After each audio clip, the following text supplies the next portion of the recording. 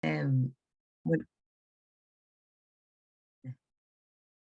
esperar, porque no son las 7 todavía, así es que esperemos que sean las 7, 7 de 2 minutos. Yo creo que máximo podemos comenzar, ¿cierto, Consu?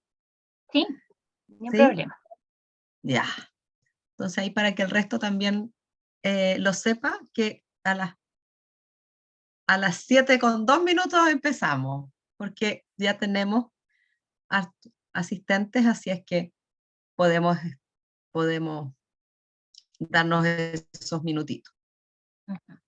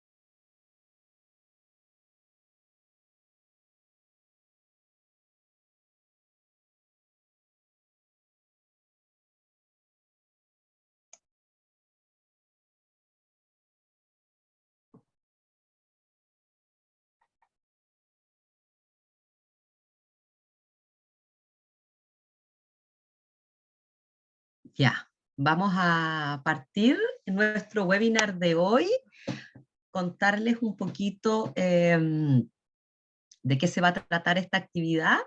Hoy día planteamos y nos quisimos detener, digamos, este día miércoles a reflexionar en torno a los procesos de duelo y cómo pudiésemos, ¿cierto?, desde los padres y cómo dar indicaciones a los papás y en general, ¿cierto?, a los adultos en cómo poder acompañar esos procesos en los niños. Este webinar es de 1 horita, así es que la verdad es que tenemos harta información, harto que poder comentar. Esperamos que pueda ser, alcanzar durante este tiempo, poder como contarles un poco cómo hemos ido reflexionando en torno a este tema y, y que alcancemos en esta horita a poder hacer esa tarea, ¿no? Que es bien ambiciosa, pero eso fue lo que nos propusimos al menos para hoy día. Em, Voy a partir presentándonos a las que estamos aquí, vamos a llevar este diálogo, este encuentro. Les presento a Consuelo Gallardo Aguayo, que está por ahí, ¿cierto? Consuelo. Consuelo es psicóloga clínica infanto-juvenil en la Universidad del Desarrollo. Ella es diplomada en parentalidad, apego y desarrollo infantil y es psicóloga clínica profesional que trabaja en el Servicio de Psicología Integral, ¿cierto? En el SPI de la Universidad del Desarrollo, de acá de Concepción. ¿Y quién les habla? Yo soy Patricia Liberona González, también psicóloga clínica infanto-juvenil, magíster en salud familiar y también trabajo en el SPI de la Universidad, ¿cierto?, del Desarrollo como coordinadora del área o de la unidad infanto-juvenil y del área psicojurídica. Y hoy día, ¿cierto?, somos quienes vamos a estar llevando este webinar. ¿Qué es lo que vamos a revisar y qué es lo que esperamos poder compartir? No sé bien cómo vamos a ir haciendo este diálogo en términos si exponemos todo, después dejamos un tiempo para las preguntas o nos van interrumpiendo, no sé muy bien cómo va a ir saliendo eso. pero al menos para que sepan los contenidos que nosotros esperamos conversar hoy día, son los siguientes, ¿ya? Bueno, obviamente, desde, digamos, para ir introduciéndonos en el tema, vamos a clarificar qué es un duelo, ¿cierto?, normal, qué es lo que es esperable, ¿ya? ¿Cuáles son los típicos duelos en la niñez? Y cómo desde la niñez, ¿cierto?, se entiende la muerte, ¿ya? Entonces, eso como primeros conceptos. Y de ahí nos vamos a ir, hicimos un cruce sobre respecto de, ¿ya? Para poder declarar o para poder, ¿cierto?, conversar, dialogar sobre cuáles serían las recomendaciones, las sugerencias, las orientaciones en torno a cómo, ¿cierto?, los padres pueden favorecer estos procesos de los hijos. Lo vimos desde la mirada, ¿cierto?, de las competencias parentales. Vamos a ir ahí profundizando específicamente en las competencias vinculares y en las reflexivas, cruzándolo con, ¿cierto?, las tareas que debieran cumplirse para poder llevar un proceso de duelo, ¿cierto?, como normal o esperable. ¿Ya? Entonces ahí les vamos a ir mostrando, ¿cierto?, cuáles serían las recomendaciones de acuerdo a cada una de esas tareas, más que desde las etapas del duelo, sino las tareas a cumplir, ¿cierto?, para que ese duelo pueda llevarse de la mejor manera posible. ¿Ya? Entonces, eso sería como lo que vamos a conversar hoy. Ujú. Bueno, entonces, para responder a esta primera pregunta que nosotras nos planteamos, introductoria, ¿cierto?, que tiene que ver con entender a qué nos vamos a referir cuando hablamos de duelo normal, nosotras decidimos utilizar esta cita que ustedes pueden ver en pantalla, esta pequeña referencia teórica. La verdad es que hay muchas definiciones de duelo normal, que es en el cual nos vamos a basar nosotras, pero decidimos utilizar esta porque considera varios conceptos que están englobados en esta definición que vamos a revisar en detalle. Vamos a leer entonces, según este autor, el duelo se va a entender como aquel proceso que ocurre tras una pérdida de un familiar y o un ser querido, y que esta pérdida va a conllevar ciertas consecuencias a nivel psicológico, a nivel afectivo, a nivel emocional, a nivel cognitivo. También dentro de lo que vamos a considerar como proceso de duelo van a estar las manifestaciones exteriores, que son los típicos rituales, las típicas ceremonias, y por supuesto también el duelo comprende un proceso psicológico complejo que viene posterior a la pérdida. Entonces, si bien este autor nos plantea que el duelo es la pérdida de un familiar o de un ser querido, nosotras queremos ampliar esa mirada, queremos ver y entender el concepto de pérdida desde un sentido más amplio. Porque la verdad es que a lo largo de la vida nos enfrentamos a muchas pérdidas, a muchos cambios, pérdidas significativas que no necesariamente son de un ser querido. Entonces ahí podemos considerar quiebres de relaciones amorosas, relaciones de amistad, la separación de los padres. Ahí vamos a dar más ejemplos de tipos de duelos, ¿cierto? Los típicos duelos en la niñez. Pero es importante aclarar que si bien se utiliza el duelo en casos de fallecimiento, también se puede considerar en un sentido más amplio. Luego, el tema de las consecuencias también es importante considerar porque un duelo normal tiene consecuencias normales, consecuencias a nivel, por ejemplo, físico. Las personas a veces sienten dolor físico, por supuesto todas las consecuencias a nivel emocional, la tristeza, la culpa, la rabia, la ansiedad, y también pudiese haber consecuencias conductuales. Y que estén presentes estas consecuencias no significa necesariamente que el duelo sea patológico. Es esperable que haya dolor. Es parte del proceso de duelo normal que nosotras estamos definiendo. Luego, dentro de las manifestaciones exteriores y rituales, está lo que yo les mencionaba, las típicas ceremonias, los velorios, velorios, funerales, misas, todo lo que las familias o los seres queridos puedan llevar a cabo. Y, por supuesto, el proceso posterior que considera un proceso de adaptación, en el que la persona, en este caso, con lo que a nosotras nos convoca, en el caso de que los niños puedan adaptarse a una nueva realidad tras esta pérdida. Ahora, ¿cuáles son los típicos duelos en la niñez? Que es lo que nos interesa conversar hoy día. Decidimos dividirlo de esta manera, los duelos normativos y los duelos no normativos, que se les llama teóricamente, y en el fondo lo que quiere decir eso es que hay ciertos duelos, ciertas pérdidas que son esperables en el desarrollo y que son necesarias para que las personas vayamos adquiriendo ciertas habilidades a lo largo de la vida, y otros duelos, otras pérdidas que pudiesen ser no normativos en el sentido de que no todas las personas lo van a vivir.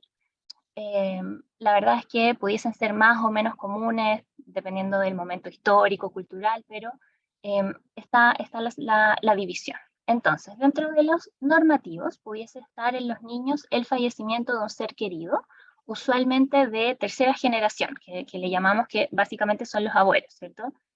Serían los padres. No es esperable que un niño tenga que vivir un duelo por la pérdida de sus padres, pero sí de sus abuelos y de ahí para arriba, bisabuelos o tíos abuelos. También el fallecimiento de la pérdida de mascotas, ¿ya? Fallecimiento o pérdida en el sentido de que se haya escapado la mascota o que hayan tenido que regalarla porque ya no podían tenerla. Todo lo que tiene que ver con mascotas como seres queridos también, entendiendo que hoy en día son como uno más de la familia. Pérdida de amistades, a veces se pudiesen dar de manera normativa por un cambio de colegio, por ejemplo, o alguna situación donde uno va cambiando de grupo de amistades. Y también el paso a la adolescencia. El paso a la adolescencia se considera en sí mismo un cambio inmenso por el cual todos pasamos cuando estamos en la adultez, ¿cierto? Ya podemos mirar para atrás, todos vivimos algo similar en este paso a la adolescencia, y ahí el cambio y la pérdida es un poco de la vida que uno llevaba antes, de la identidad infantil, del cuerpo infantil, de la imagen que teníamos de nuestros padres cuando éramos niños. Todas esas cosas se van perdiendo y van cambiando y son esperables. Ahora, dentro de los duelos no normativos, que son los que aparecen al lado, están, por ejemplo, la separación de los padres. Dijimos que si bien no es que todas las personas lo vivan, quizá la separación o el divorcio es bastante más común hoy en día de lo que era antes, pero aún así se considera una crisis no normativa del desarrollo. También ejemplos como los cambios de casa, de colegio, de ciudad, de país, todos esos cambios grandes. También fracasos escolares. Dentro de eso pudiese ser, por ejemplo, reprobar, repetir un curso, que va a implicar entonces tener que adaptarse a un nuevo grupo curso, nuevos profesores, quizá eso va a implicar un cambio de colegio. Y por último, la situación de exclusión del grupo de pares. Todos estos son ejemplos, como planteábamos, de experiencias y procesos de duelo que se viven en la niñez, y la verdad es que nosotros quisimos detenernos unos minutos para mencionárselos porque creemos que a veces como adultos tenemos esta falsa creencia, o un poco está este mito de que los niños nunca están expuestos a procesos de duelo hasta que fallece un familiar, que es como lo más típico. Pero tenemos que saber que los niños están expuestos a múltiples pérdidas, los adultos también, por supuesto, pero en este caso que consideramos la niñez, es mucho más común de lo que creemos, y lo que puede pasar es que no le hayamos puesto ese nombre, que no se haya significado de esa manera. El niño se cambió de colegio y a lo mejor no vamos a decir, bueno, sí está pasando por un proceso de duelo, sino es más bien un cambio de colegio y ya está. Pero ciertamente es un proceso que implica adaptarse a una nueva realidad y que implica también desplegar distintas habilidades que quizás antes el entorno no se lo demandaba.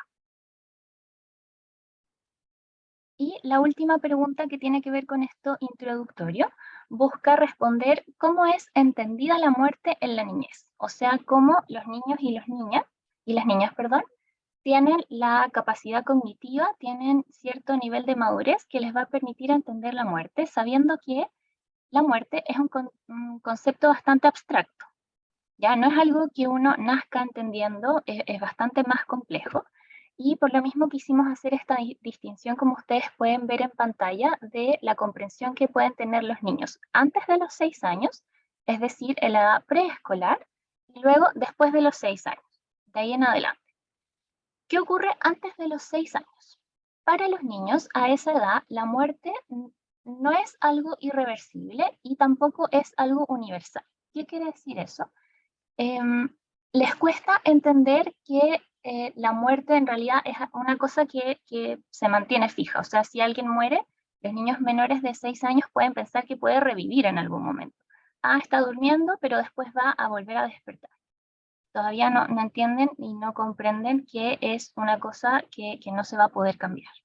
Y lo mismo con que sea universal. La muerte es universal, a todos nos va a llegar en algún momento, pero a los niños más pequeños les cuesta entender eso. Sobre todo les cuesta entender que ellos van a morir y que sus seres queridos van a morir también eventualmente. También hay una característica, dos características bien comunes en los niños pequeños, en los preescolares, que son el pensamiento mágico y el pensamiento egocéntrico.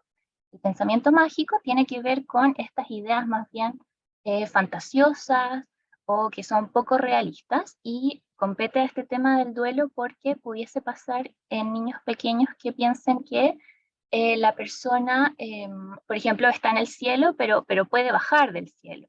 O puede, como decíamos antes, que puede revivir. Incluso si mezclamos esto con el pensamiento egocéntrico, los niños pudiesen pensar que si ellos rezan, por ejemplo, rezan mucho o se portan bien, entonces la persona que falleció va a revivir. O eso que perdieron va a volver a ser como antes.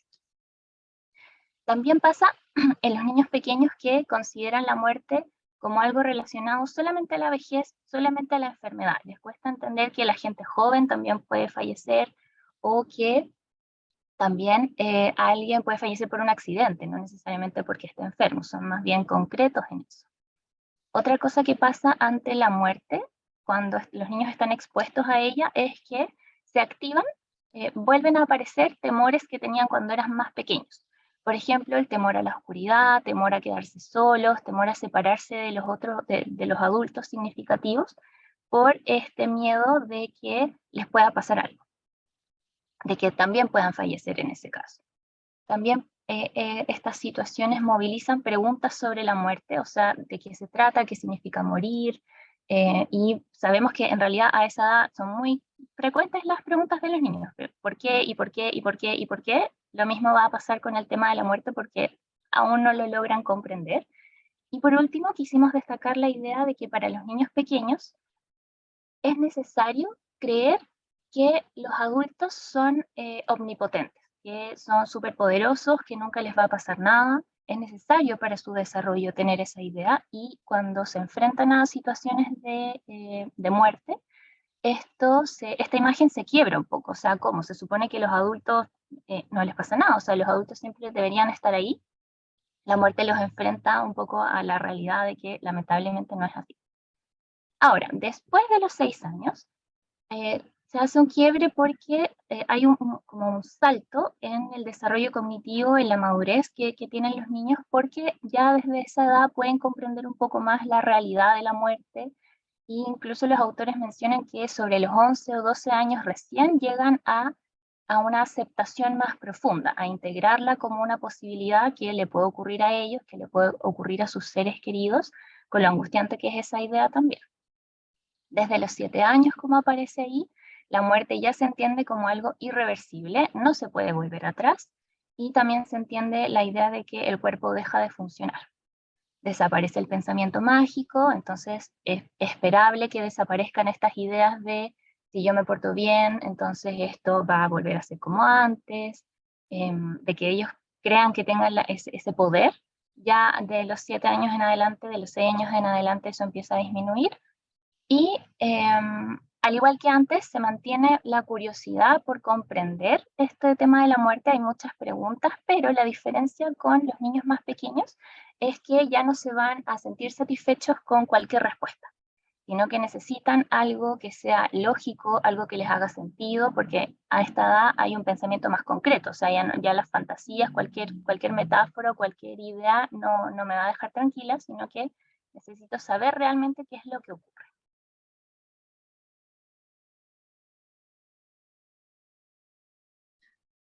Hasta aquí, no sé si vamos bien, preguntas, se va entendiendo para dónde vamos, algún comentario.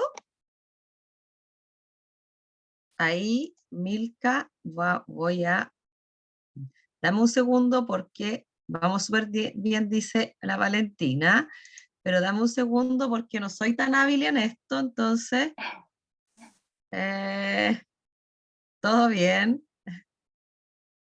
Ah, sí se entiende, pero ¿querías hacer algún comentario?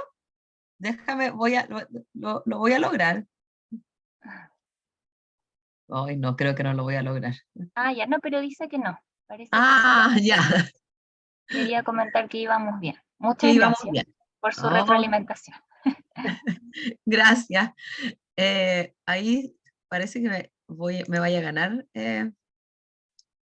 No, voy a tener que aquí ejercitar un poco el tema del Zoom. Pero yo A lo ver, tengo abierto aquí, yo les puedo permitir hablar cuando levanten la mano. ya.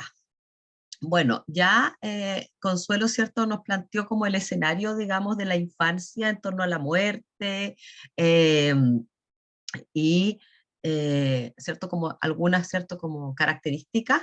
Lo que ahora queremos pasar, ¿cierto? Es finalmente lo que convocó en la pregunta de nuestro webinar, es, ¿cierto? ¿Cómo acompañamos estos procesos? Y lo primero que queremos como plantear es que nos vamos a basar en las tareas del duelo de Worden, ¿ya?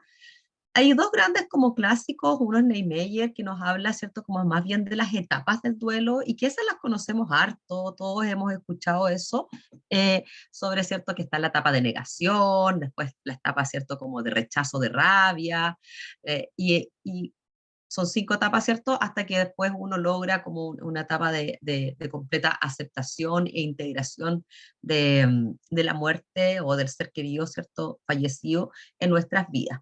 También hay otro autor, que no sé si lo conocen, pero que es Worden, y que nos habla de las tareas del duelo, y que a nosotros nos parece que es como que nos convoca mejor. ¿Por qué? Porque no es que yo tenga que, no es que, bueno, no es que uno sea mejor que otro, ni que un autor esté en contra del otro, para nada, son complementarios, ¿ya? Pero este autor nos habla que nosotros, ¿cierto?, para poder como transitar y atravesar un duelo de manera como esperable, más que exitosa, porque no es que uno debiera, ¿cierto?, lograr un éxito, ¿cierto? Soy exitoso transitando un duelo, es que yo debiera lograr estas 4 tareas que están a la mano izquierda, ¿cierto? Aceptar la realidad de la pérdida, ¿ah? Que significa, ¿cierto? Como de alguna u otra manera significa eh, eh, en términos de las etapas de Niemeyer, sería, ¿cierto? No quedarse en la etapa de negación. No dice que tengas que pasar rápidamente a la aceptación total, pero básicamente, ¿cierto? No estar en la etapa, no negarse a la vivencia. Luego, otra, ¿cierto? Tarea sería, más que secuencialmente, podrían ir, ¿cierto? De manera conjunta, la expresión de las emociones y del dolor, ¿ya? Eso sería algo, sería una tarea como bien importante a desarrollar em, a lo largo de todo este proceso para poder, y eso es cierto, y eso permitiría, de alguna u otra manera, va a permitir adaptarse a una nueva realidad, en la medida, cierto, en que yo no logre expresar mis emociones, y vamos a ir viendo que no solamente son emociones de tristeza, sino que pueden ser de diversa índole, ¿ah? Difícilmente voy a poder lograr la siguiente tarea del duelo, que es adaptarse a una nueva realidad, para finalmente, decía Worden, recolocar emocionalmente al fallecido. ¿Y qué significa eso? En términos de Worden, significa que voy a tener que vincularme de alguna u otra manera con aquella pérdida, sea de una mascota o sea, cierto, de un familiar. Voy a tener que modificar mi forma de vincularme con, ¿ya? No estoy diciendo, y esto viene como bonito, por decirlo de alguna manera, porque no incorpora la idea de que tenemos que olvidar, al contrario, ¿ah? Sino que incorpora la idea de que nos vamos a tener que, en este tránsito, vamos a tener que modificar nuestra forma de vinculación con esa persona, ¿ah? O con ese ser querido. voy a tener que desarrollar de alguna u otra manera una conexión diferente. Si es que antes estaba, ¿cierto? Eh, eh, Aparte de nuestras vidas, hoy día, ¿cierto? ¿Cómo ese vínculo, qué hago con ese amor? ¿Qué hago con esa, ¿cierto? Con esa emoción? ¿Qué hago con eso que tenía hasta ahora y que yo desplegaba hacia este ser querido o hacia esta mascota? ¿Qué voy a hacer con esa sensación, con ese amor? Tal vez, ¿cierto? Si se trata de una mascota, tal vez voy a poder recolocar esa emoción en otros, en otra mascota, o voy a colocarla, ¿cierto? Voy a decir, esta persona me está, o mascota me está guiando desde el cielo, o me cuida, o le- muchas veces uno escucha a personas que dicen cada vez que tenía un problema, como que hablo con, como que no me voy para alguna parte, no sé, de, de mi casa, o me voy a un lugar donde esa persona le gustaba ir, y como que logro conectarme ¿ah? Con ese otro y le pido un consejo. ¿Ah? Ese tipo, a eso se refiere con recolocar emocionalmente al fallecido. Entonces tenemos estas 4 tareas que nos plantea Worden, y por otro lado nosotros dijimos, bueno, ¿qué habilidades, cierto? Habilidades, competencias debieran desplegarse con mayor fuerza, ¿cierto? O deberían ser más esperables de ser desplegadas por los padres para que puedan acompañar a sus hijos en el logro de estas 4 tareas. Y nos vamos a, ¿cierto? Y ahí nos vamos a las competencias parentales, nos vamos a, ¿cierto? A los modelos de competencias parentales, donde esto, ¿cierto? Ya ampliamente divulgado, conocido sobre las competencias, los 4 grandes grupos de competencias: las competencias vinculares, las reflexivas, ¿cierto? Las protectoras y formativas. Y nosotros con Consuelo dijimos, bueno, las que más debieran desplegarse, o las que tendrían bastante que decir en un contexto, ¿cierto?, de duelo, serían las competencias vinculares y las competencias reflexivas, ¿ya? Entonces, de las competencias vinculares vamos a partir ahora, vamos a comentar un poquito sobre qué son, si es que ustedes ¿cierto?, no lo saben, o refrescamos ahí un poquito la memoria, ¿cierto? Una, eh, una, ahí alguien nos está haciendo un comentario y yo me distraigo rápidamente. Entonces, bueno, las competencias vinculares, ¿cierto? Son las habilidades en general, son conocimientos, habilidades, ¿cierto? Y prácticas cotidianas, ¿cierto? Que en general, ¿cierto? Los padres debemos desplegar en distintos ámbitos de la vida, ¿ya? Y para promover o para asegurar distintos también desarrollo de distintas áreas del individuo. Cuando se trata de competencias vinculares, se habla, ¿cierto?, de que son estas mismas, ¿cierto?, conocimientos, habilidades y prácticas, ¿ya?, que promueven una vinculación segura con los hijos, ¿cierto?, y un adecuado desarrollo socioemocional, ¿ya? Entonces, las competencias vinculares, ¿cierto?, tienen que ver con esto del cariño, con esto del amor, con esto, ¿cierto?, de que el otro sepa que cuenta conmigo. Lo estoy diciendo en términos, ¿cierto?, muy generales, ¿ya?, para que todos podamos entenderlo. También tenemos competencias que tienen que ver con la formación, ¿cierto? Porque uno no puede ser puro cariño, ¿cierto? También tendrá que formar, ¿ya?, personas disciplinadas en valores, ¿cierto? En el respeto, en su aprendizaje académico. Y esas son las formativas, que esta vez las dejamos aparte. También están, ¿cierto?, que no las vamos a no mencionar ahora. También están las reflexivas, que Consuelo más adelante les va a hablar sobre qué son esas competencias reflexivas, y también estaban las competencias protectoras, que tiene que ver, ¿cierto?, con proteger, el nombre como bien lo dice. Entonces, respecto de las competencias vinculares, que son estas, ¿cierto?, que yo les digo que son de esto de prodigar el cariño, el amor, de también ser capaz ¿qué tiene que ver con eso? Con la calidez emocional, con el capaz de involucrarme con las necesidades, con los intereses, ¿cierto? Con el genuino interés de conocer qué le pasa a mi hijo, tiene que ver con el involucramiento. También está la sensibilidad parental, cuando uno tiene, ¿cierto? Esa como sutileza, algo le pasa, está distinto, no está igual que siempre, ¿ya?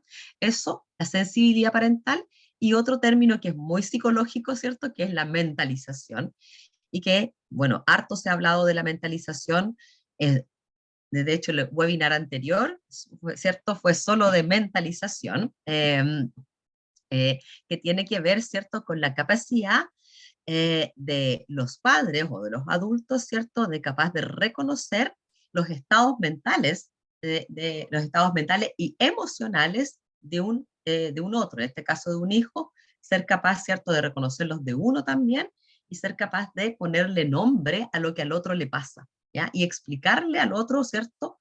Lo que le está pasando, ¿ya? Y uno va, ¿cierto? Haciendo ese juego con los hijos. Esas son las competencias vinculares.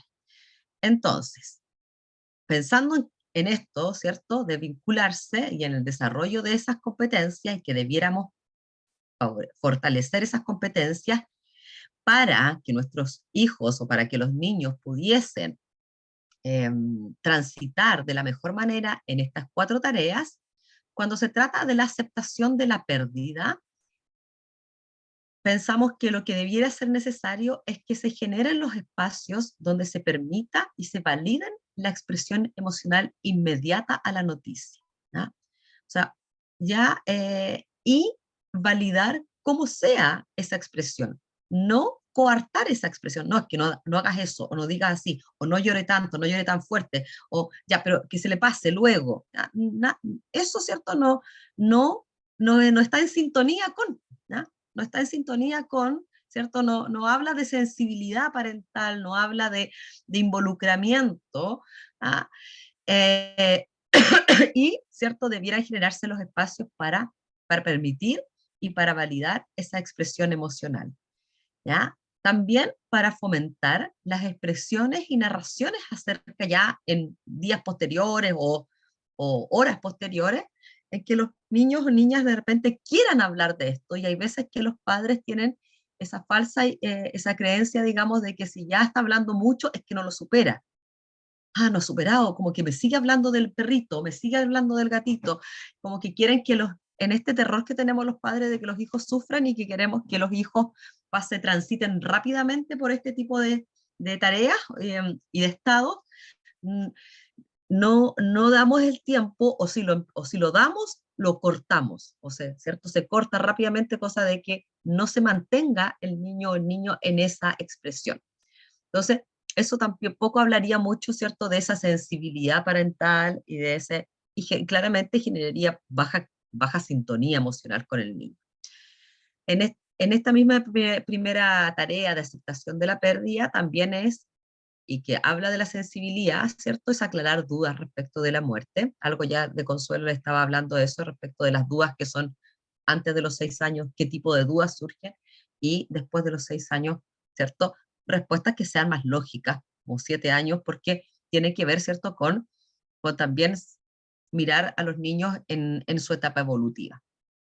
Y eh, instar, esto lo puse aquí, a la participación de los niños en rituales, porque eso va a permitir instalar en la imagen, ¿cierto?, en el recuerdo, en la biografía del niño que asistió a los funerales.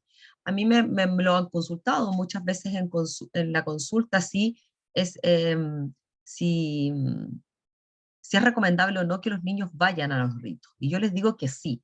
Tal vez no la cantidad extenuante de horas en que muchas veces se está, ¿cierto?, en un velorio o en el funeral, pero sí que participen, sí que sepan dónde están sus padres, si es que se trata, por ejemplo, de un abuelo. Porque si no es como que, ¿dónde estuvieron los papás esos 2 o 3 días? ¿Ah?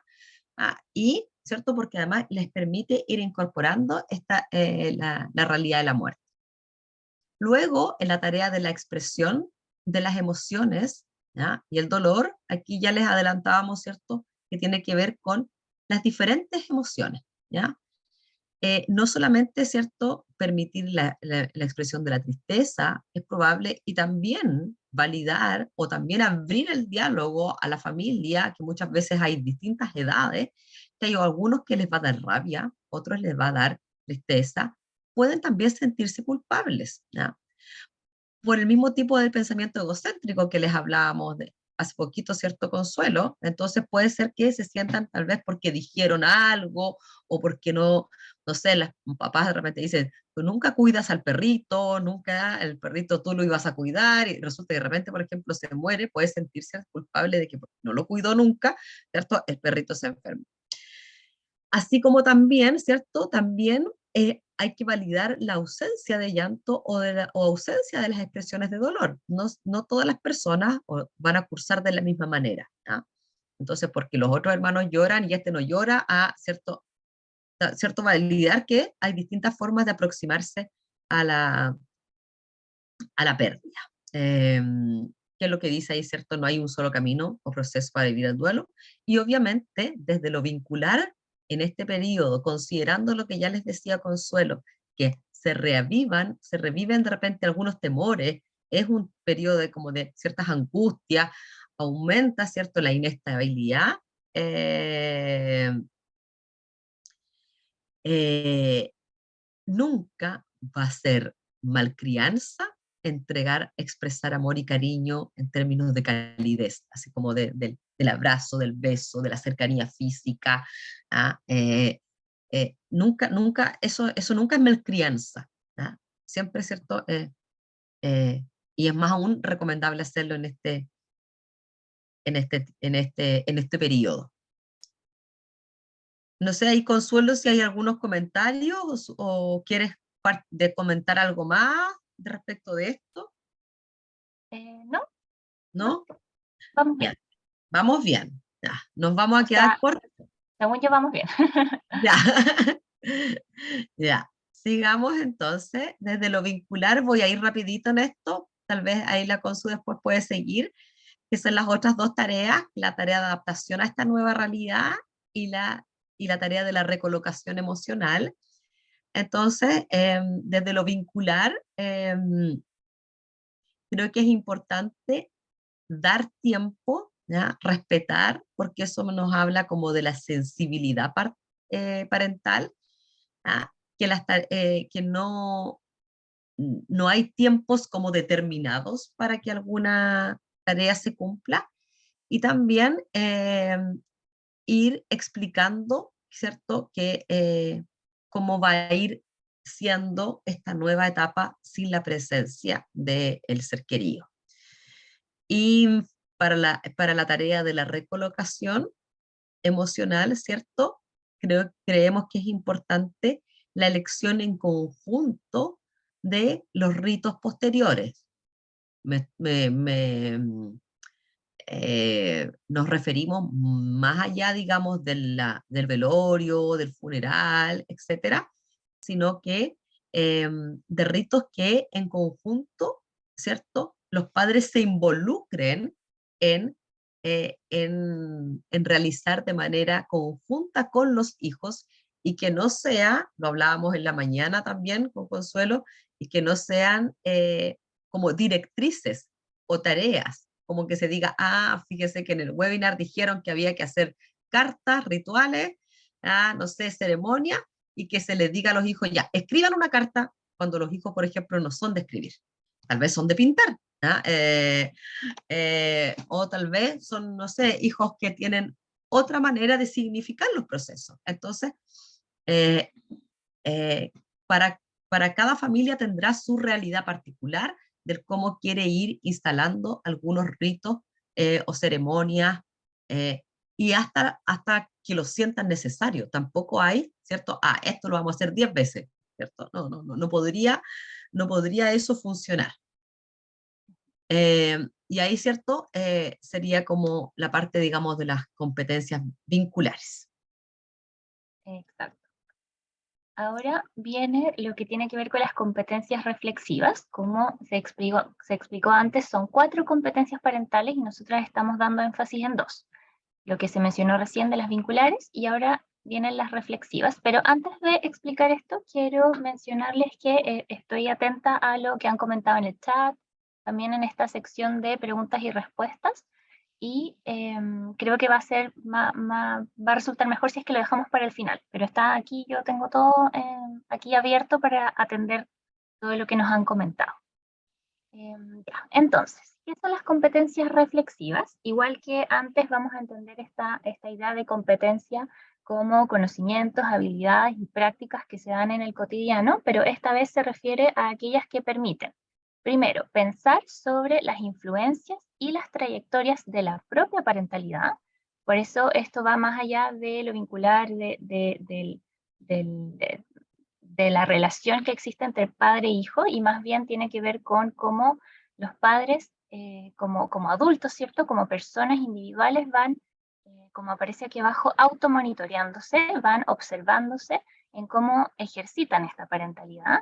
También tiene que ver con la capacidad de monitorear las prácticas parentales actuales, cómo lo voy haciendo, si siento que en realidad hay algo que me está costando, buscar asesoría, buscar apoyo, buscar ayuda, y aquello que permite también evaluar cómo se está dando el desarrollo del niño o de la niña.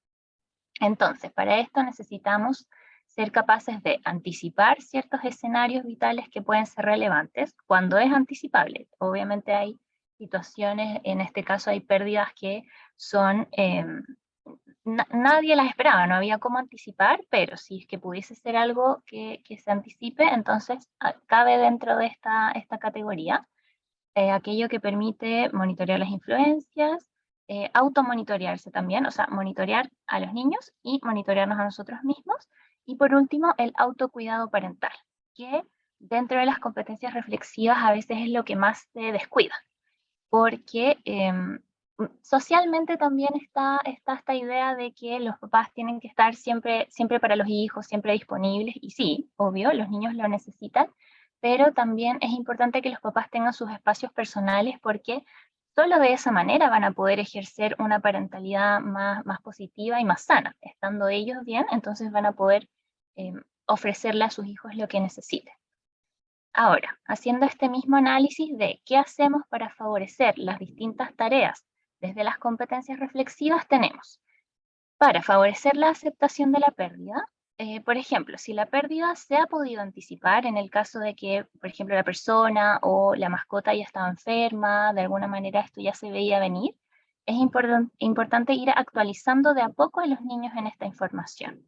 No dejarlo para el final, no ocultarlo, porque esto les va a permitir ir entendiéndolo de a poco, ir procesándolo, y luego cuando esta muerte inminente llegue va a ser un poquitito más fácil de aceptar y comprender.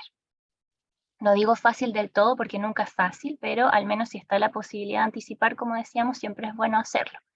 Pero si ha sido algo inesperado, es importante que los padres se detengan un momento, se tomen un tiempo y conversen ahí, se pongan de acuerdo antes de dar la noticia, cómo se va a decir, quién lo va a decir, en qué espacio, en qué momento. Y aquí son importantes las competencias reflexivas en esto del automonitoreo, porque esto implica conocernos como adultos, saber cuáles son nuestras fortalezas y nuestras debilidades. Entonces, si yo considero que, por ejemplo, ya yo tengo hijos y estoy en pareja, nos toca darle una noticia de un fallecimiento, y la verdad es que yo siento que a mí me sobrepasa, entonces me apoyo en mi pareja o me apoyo en otro adulto que sea más capaz en ese minuto de dar esta noticia, favoreciendo la aceptación de la pérdida, considerando también las características del niño, lo que decíamos antes, qué edad tiene, cuánto va a poder comprender la muerte, de qué manera se lo decimos.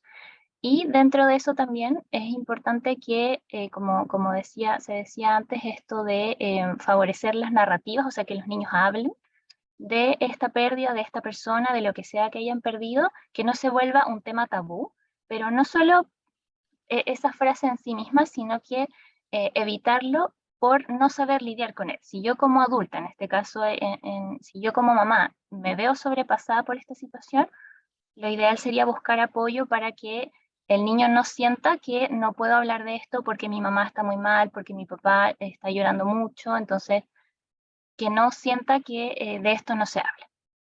Ahora, ¿cómo favorecemos también la expresión de las emociones y el dolor? reflexionando como adultos respecto a cómo nosotros nos relacionamos con las emociones y nos relacionamos con el dolor, qué tan cómodos nos sentimos, si es que más bien se nos hace difícil, qué necesitamos para estar disponibles para los niños a nivel emocional. Ojalá contar con espacios de expresión que sean personales. Si es una pérdida compartida, que los adultos tengan sus propios espacios para procesar todo esto y luego estar con los niños de manera que puedan ser más sensibles y estar más atentos a ellos. Y de nuevo solicitar apoyo si es que todo esto resulta muy doloroso. Y por supuesto también validar las diversas expresiones emocionales, y por ahí va el autoconocimiento de los padres también, de que si para mí es más fácil, por ejemplo, o no me cuesta llorar, no necesariamente por eso a mi hijo no le va a costar llorar. Saber que van a estar esas diferencias y respetarlas. Ahora, para las dos tareas que nos quedan, la adaptación a una nueva realidad se puede favorecer anticipando a los niños, como se mencionaba antes, qué cambios concretos va a haber en su rutina, por ejemplo, cómo se va a ver reflejada esta pérdida, y poder irlos preparando para ello. También monitorear cómo se van procesando estos cambios, cómo el niño o la niña va retomando su vida de a poquito y todos sus quehaceres, pero también monitorearse como adultos, monitorearnos a nosotros mismos en cómo vamos procesando y cómo vamos retomando nuestra vida y adaptándonos a esta nueva realidad. Y este punto que aparece aquí abajo de evitar la parentalización de los niños, lo quisimos incluir porque hay muchas personas que sin quererlo cometen el error de decir estas frases a los niños como, por ejemplo, ahora tú vas a ser el hombre de la casa, tú vas a ser la mujer de la casa, tienes que cuidar a tu mamá, tienes que preocuparte por tus hermanitos. Probablemente eso nunca se hace con una mala intención, pero muchas veces significa una sobrecarga para los niños. Entonces, si bien puede que se haya perdido una figura importante en la familia, es clave recordar que hay que dejar que los niños sean niños y no sobrecargarlos, no entregarles un rol que no les corresponde. Y por último, para favorecer esta recolocación emocional del fallecido, esta conexión nueva que va a permitir seguir, continuar con este vínculo, pero de manera más adaptada a la realidad, lo que decíamos antes de ayudar al niño a buscar una forma de simbolizar a este fallecido y tenerlo cerca, conservando un objeto, una foto, alguna prenda. Y para esto, desde las competencias reflexivas es importante anticipar más o menos de qué manera lo podemos hacer, considerando las características del niño, considerando las características de la familia, estar monitoreando qué podría ser mejor para el caso particular.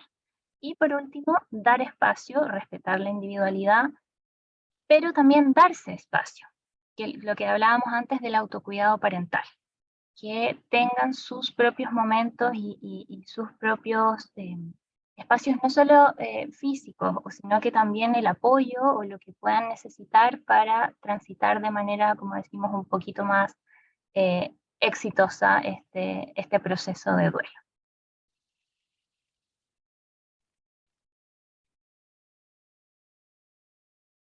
Entonces, vamos súper bien. Entonces, aquí vienen dos láminas que para ir como cerrando un poco y también para dejar algunas ideas como fuerza. Esta primera es de lo que sí finalmente, que sí se debe hacer o sí es, es deseable que se haga, ¿ya? Es obviamente dar tiempo, ¿ya? No apresurar los procesos, no, y entender incluso que hasta la vida adulta, de repente uno puede conectar con esa pérdida y uno puede, ¿cierto?, tener una expresión como de tristeza. Hay veces que uno recuerda o rememora, no sé, una pérdida muy antigua y si es que uno está muy conectado con eso, uno pudiese volver como a tener una expresión, ¿cierto?, como de llanto. Eso, ¿cierto?, es normal, ¿ya? Entonces, dar tiempo, no apurar los procesos, no, porque también las personas, también los niños van a resentir eso, van a resentir, por ejemplo, si rápidamente queremos, no sé, desarmar la pieza o rápidamente queremos comprar otro perrito o rápidamente, ¿cierto? los niños van a resentir, ¿cierto? Que no está, que todo eso, ¿cierto? Está a destiempo. ¿Por qué? Porque ahí está fallando la sensibilidad parental, ¿cierto? Esa habilidad, ¿ah? Estaría como fallando. Dar espacios para llorar y para sentirse de todas las maneras que se quiera, ¿ah? Permitir que los niños asistan a los ritos, esto ya lo habíamos dicho, pero nuevamente es deseable que eso ocurra para que se instalen esas experiencias, esos recuerdos en la biografía, tal vez no en la extensión, como ya lo había dicho, pero sí que estén. Y también es deseable que se hagan ritos o hitos simbólicos entre, como compartidos por el sistema familiar. También se hacen, por ejemplo, para la pérdida de mascotas, eh, tener, por ejemplo, una fotografía en un lugar visible, puedes escribirse cartas de despedida, tal vez hacer un libro con los recuerdos, con anécdotas, con fotos de viaje, armar ¿cierto? Este álbum de fotos, conservar algo, ¿no? Es cierto, cada persona quiera conservar algo de ese cierto y ser querido. Y una palabra que dijo Consuelo bastante cuando habló de las competencias reflexivas, habló del término de anticipar, ¿cierto? Entonces, eso es algo que también se debe hacer, anticipar, ir continuamente anticipándole a los niños qué es lo que va a suceder. También incluso anticiparle a los niños que a nosotros mismos podemos estar con pena. ¿Ah? ¿Sabes qué? Es probable, ¿ya? Que voy a anticipar, por ejemplo, las fechas, todas las primeras fechas de un año. Yo siempre digo que los duelos, es cierto, al menos en nuestro país, duran un año. Los duelos, no solamente por pérdida de un fallecido, sino también, por ejemplo, los duelos por separación de los padres, tienen que vivirse el primer día de la madre, el primer día del padre, la primera Navidad, el primer año nuevo, el primer cumpleaños del papá, de la mamá, del hermano, qué sé yo, ¿cierto? Todo hasta que da vuelta el ciclo completo. Y todas esas primeras fechas hay que anticiparlas. Se vienen las vacaciones, se viene la Navidad, ¿cierto? Como uno sabe que viene, tengo que generar el espacio, el diálogo para que, ¿cómo estás con esto? ¿Ya? ¿Cierto? Se viene nuestra primera Navidad sin, no sé, el papá. Se viene nuestro primer año nuevo, el primer cumpleaños, y así, ¿cierto? Ir anticipando. Creo que esa palabra, ¿cierto? Es central o clave en el desarrollo y, ¿cierto? Digamos, en este tránsito de manera más exitosa, pero como que debiera fortalecerse esa competencia reflexiva. Eso es lo que sí, ¿cierto? Sería deseable, ¿cierto? Hacer. Y ahora en la otra cara de la moneda, ¿cierto? Sugerencias de lo que no se debe hacer, también son ideas que ya probablemente mencionamos, pero para que quede el resumen. Por ejemplo, no imponer creencias religiosas o espirituales que el niño o la niña no comparta. No se trata de que no pueda haber creencias religiosas o espirituales involucradas, sino que respetar, y es que el niño o la niña, más bien esto pasa con adolescentes, porque los adolescentes, por su etapa evolutiva, la edad en la que se encuentran, tienden más a cuestionar todo lo que tiene que ver con la religión y qué sé yo, pero tener presente que si no comparten la idea de que está en el cielo, por ejemplo, o no les hace mucho sentido, no forzarla, sino más bien respetar esa diferencia, dar espacio a la individualidad como aparece al lado.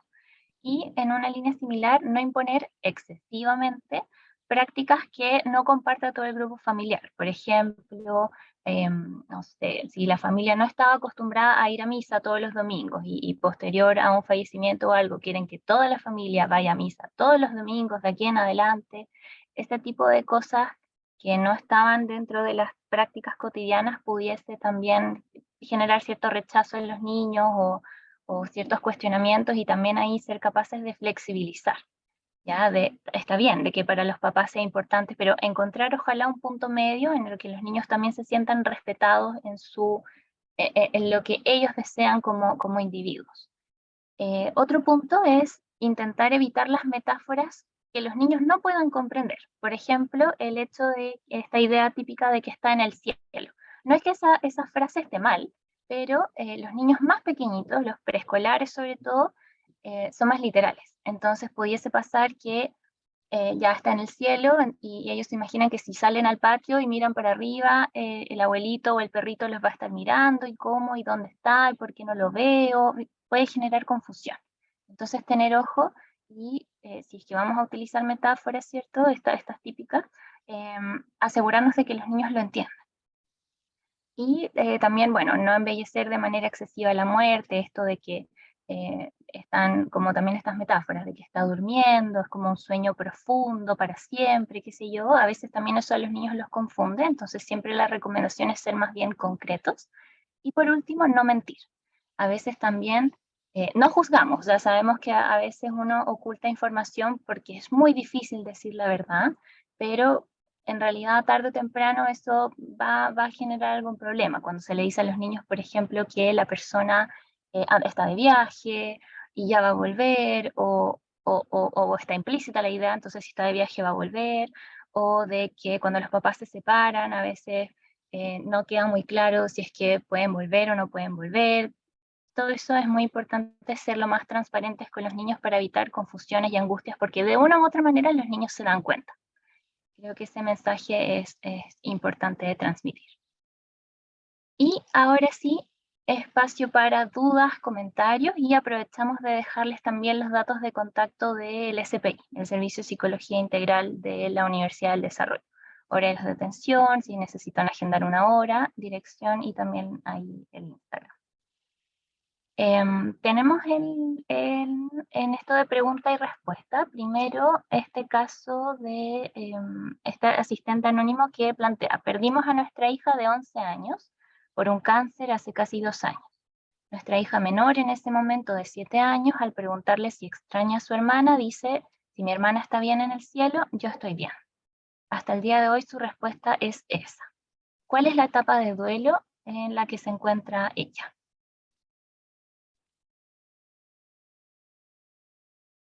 Voy a partir como agradeciendo a quienes, ¿cierto? Pues, se atreven a contarnos un poco de sus vidas y contarnos la experiencia real, digamos, de esto, porque aquí nosotros claramente, ¿cierto? Nos hemos, como psicólogas,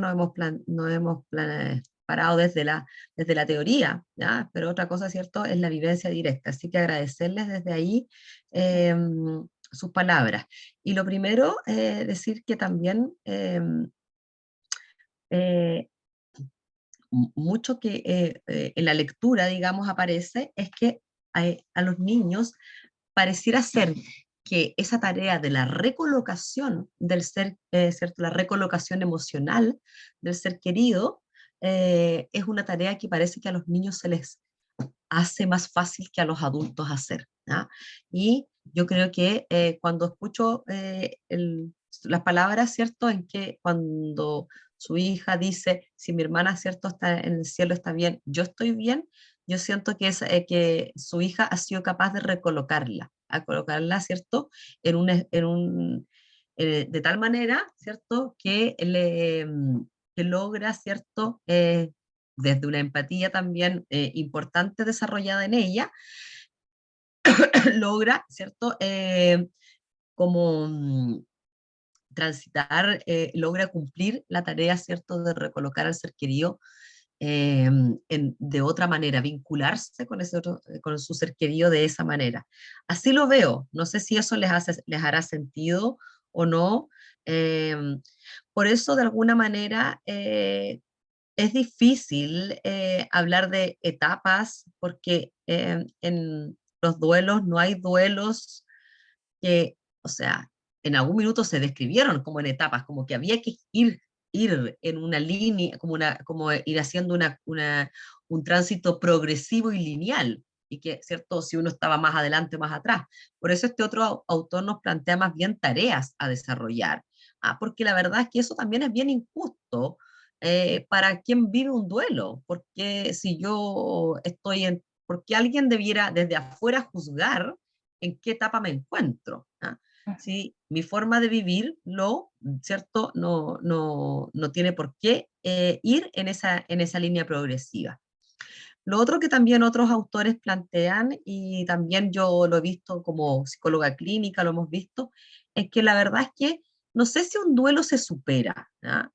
Imagino que el duelo de una pérdida de un hijo, que es lo que vivieron ustedes, no sé si uno eso lo supera finalmente. La verdad es que uno aprende a vivir con el dolor, ¿ya? Yo creo que eso es una frase que a mí me hace mucho más sentido o me convoca mucho más que, decir como superé, he superado la muerte de. ¿Ya? Creo que en algunos duelos podrá ser, en otros duelos no. ¿Ya? Uno simplemente aprende a vivir con el dolor. Y se aprende a vivir, ¿cierto? Como con una patita coja y tampoco uno quiere que sea diferente, tampoco uno quiere no tener esa sensación. Entonces, eh, no, también el tener el dolor dentro a uno lo mantiene también vivo, también esa conexión. Yo creo que también asistimos, eso es otras cosas que estuvimos leyendo bastante, asistimos a un momento en la sociedad donde, donde la anestesia respecto de todo, ¿cierto? Es como lo máximo, digamos, es la máxima, ¿ah? No sentir nunca dolor por nada, tanto dolor físico como dolor emocional, ¿ah? Hoy, porque estamos también en un siglo, desde el siglo XX en adelante, el desarrollo farmacológico, que tanto del dolor físico como del dolor emocional, ¿cierto? Como eso ha estado instalado en esta sociedad actual, pero que no era parte de la sociedad de los, no sé, de los siglos XIX para atrás. Las personas antes, ¿cierto? No existían los antidepresivos, los ansiolíticos, los analgésicos. ¿Ah? Las personas tenían un contacto bastante más cotidiano con el dolor, tanto emocional como físico. Y entonces se tiende a pensar, ¿cierto?, que también superar un duelo, o sea, como que debieran superarse y que debiera no existir dolor. Y eso, la verdad, que es bastante como cuestionable. Exacto. Ahí, como dice Gabriel, ¿cierto? A veces, ¿cierto? Sentirte triste es el único modo de mantenerse conectado. Y la tristeza es una emoción que no tenemos por qué desechar. No tenemos por qué, como que fuera como de segunda categoría, como que fuera una emoción como, ¿cierto? Como media al tiro, como que la patologizamos. Yo creo que hay que ir desechando, derribando esas ideas. No sé si la verdad puedo contestar, tal vez ahí, no sé si Consuelo, tú quieres leer otro de los, creo que hay hartas cosas que nos han colocado. Sí, estoy Mm. aquí respondiendo, eh, Ah, un poco ya. difícil porque son varias. Mm. Estoy respondiendo, por ejemplo, una aquí que dice, hoy me enteré que a una paciente, a una paciente le falleció su abuelo, soy estudiante en práctica, la chica tiene 14 años y dificultades en contactarse con sus emociones. Le dificulta llorar y cuando llora realmente lo vive muy intenso, incluso en ocasiones con lagunas mentales. ¿Qué puedo hacer para ayudarla y trabajar el duelo? Entonces estoy aprovechando porque me di cuenta que se puede responder por escrito y estaba mencionando que lo primero que pienso es que se pueda validar esta experiencia, lo que decíamos, si le cuesta llorar, está bien, que si llora y se desborda, no pasa nada. Escucharla primero, acompañarla en lo que te quiera contar, en lo que te pueda contar también. Eso suele ser muy valorado por los pacientes en un comienzo y también le estaba mencionando que a veces sirve preguntarle directamente a la persona. ¿Cómo te puedo ayudar con esto? Porque sabemos que no hay respuestas universales, todos podemos necesitar cosas distintas. Iba por ahí. También hay una reflexión arriba. Maricel dice, cuando se acerca la fecha de mesario de la muerte de mi hija, me pongo muy triste y lloro porque la extraño mucho. Mi hija menor, cuando me ve, me abraza, busca un vaso de agua y papel para dármelo y me consuela. La última vez me dijo, mami, es bueno que llores y sueltes la pena. Me sorprende mucho su reflexión y creo que su duelo ha sido sano durante este tiempo. Tremendo. Gracias, Maricel, o sea, por eh, por contarnos lo que han vivido como familia. Yo ahí decirte, bueno, quién mejor que tú sabe cómo se vive ese duelo, pero lo que hablábamos del anticipar, de repente, o tal vez todavía es muy reciente, no lo sé, pero tal vez va a llegar el minuto en que tú vas a poder decirle a tu hija menor, em, como ya, ya sabes que viene el día. eh, em, ya sabes que ese día no voy a andar bien, o que los días es como que circulan al día de la muerte de la niña, ¿cierto? No me voy a poner bien. Entonces, como que se lo puedas ir anticipando un poquito, cuando se pueda, ¿ya? Em, pero es una buena forma. También creo que tu hija, ¿cierto? Sabe muy bien, ¿cierto? Y lo intuyen, los hijos lo intuyen más, lo- ¿cierto? Que esto que es bueno llorar. ¿Ah? Y también ahí decirles que con niños pequeños o con niños medianos también, de repente que los vean llorando a ustedes no es malo, ¿ya? Porque también eso les puede permitir a ellos llorar, ¿ya? Pero así como cuando uno, aunque suene, eh, lo que voy a decir puede sonar como eh, no quiero ofender a nadie con su dolor, pero también uno puede nombrar que se me acabó el dolor, ¿ah? O se me acabó la tristeza hoy día. Así como me ves triste, también decirle, sabes que ya se me pasó, ¿ya? Porque si no los niños pueden quedarse mentalmente con la idea, ¿cierto?, de que eso que vieron, si nunca ven a los papás llorar, o los ven muy pocas veces y de repente los ven llorar, y como que quedar conectados con esa emoción, porque por lo impactante de ver a tus padres tristes, ¿cierto?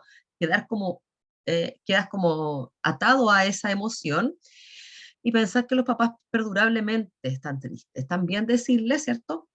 ¿Sabes qué? Se me pasó.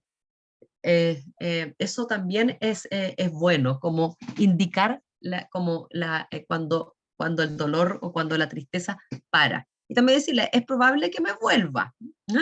Es probable que me vuelva, ¿no? Y así como me vuelva, yo te voy a avisar y cuando se me acabe también te voy a contar, ¿no? Eso como tips, que son cortitos, pequeños, pero que les pueden ayudar para ir apoyando, en este caso, ¿cierto?, a la niña menor.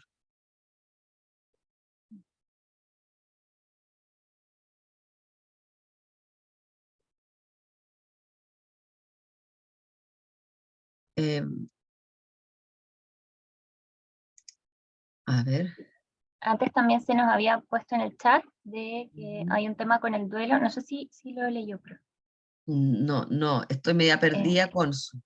ya, hay un tema en el duelo, pero que está presente en todos los seres humanos, rumiación, pensamientos intrusivos, pensamientos fríos y calientes, y no lo digo desde la teoría, desde la muerte de mi mujer y que me dejó con un hijo de 12 años.